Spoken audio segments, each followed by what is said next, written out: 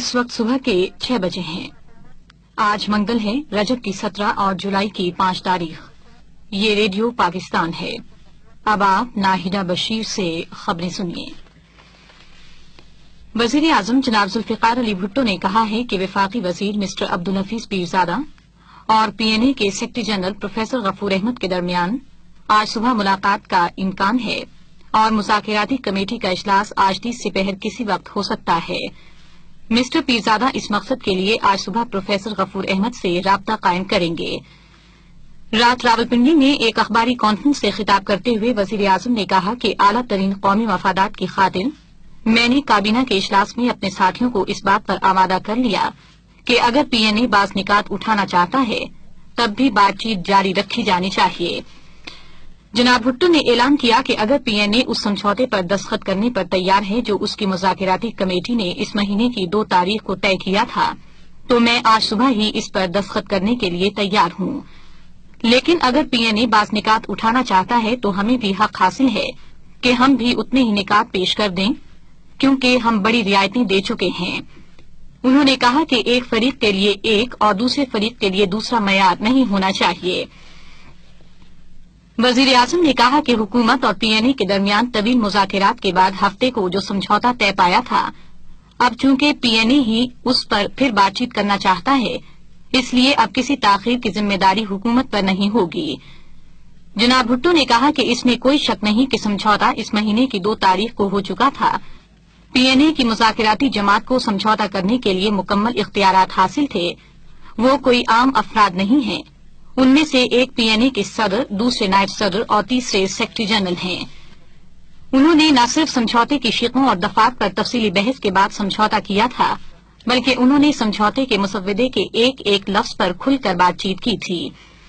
जनाब भुट्टो ने कहा कि पीएनए की मुज़ाकिराती जमात हफ्ते के दिन बातचीत के बाद जब वापस जा रही थी तो उसके मेंबरों ने यकीन जाहिर किया था कि मरकजी कौंसिल की जानिब से समझौते की मंजूरी में कोई दुश्वारी नहीं होगी और कहा था कि ये महज ज़ाब्ते की कार्रवाई होगी।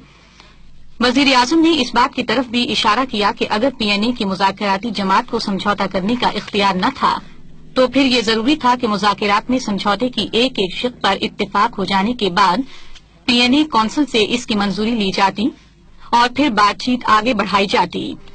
उन्होंने कहा कि ये उसूल की बात है कि बातचीत में जब किसी नुक्ते को मंजूर या मुस्तरद कर दिया जाए तो फिर उसे दोबारा नहीं छेड़ा जा सकता। वजीर आजम ने कहा कि ये एक उसूल की बात है कि बातचीत के दौरान जब किसी बात को मंजूर या मुस्तरद कर दिया जाए तो फिर उसे दोबारा नहीं छेड़ा जा सकता और इस बात की कोई अहमियत नहीं है कि पीएनए ने अब जो निकात पेश किए हैं वो अहम हैं या नहीं।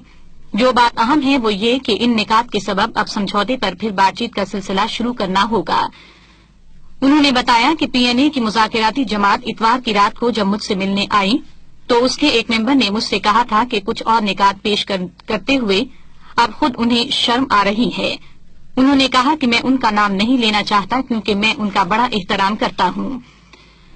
नवाबजादा नसरुल्लाह खान के इस बयान का हवाला देते हुए कि पीएनए ने 9 निकात पेश किए हैं, जनाब भुट्टो ने कहा कि पीएनए की मुज़ाकिराती जमात ने तो दरअसल 11 निकात पेश किए थे और अगर उन्होंने इसकी तादाद कम करके 9 कर दी है तो मुझे खुशी हुई है और अगर वो इन निकात में और कमी कर दें तो मुझे और खुशी होगी।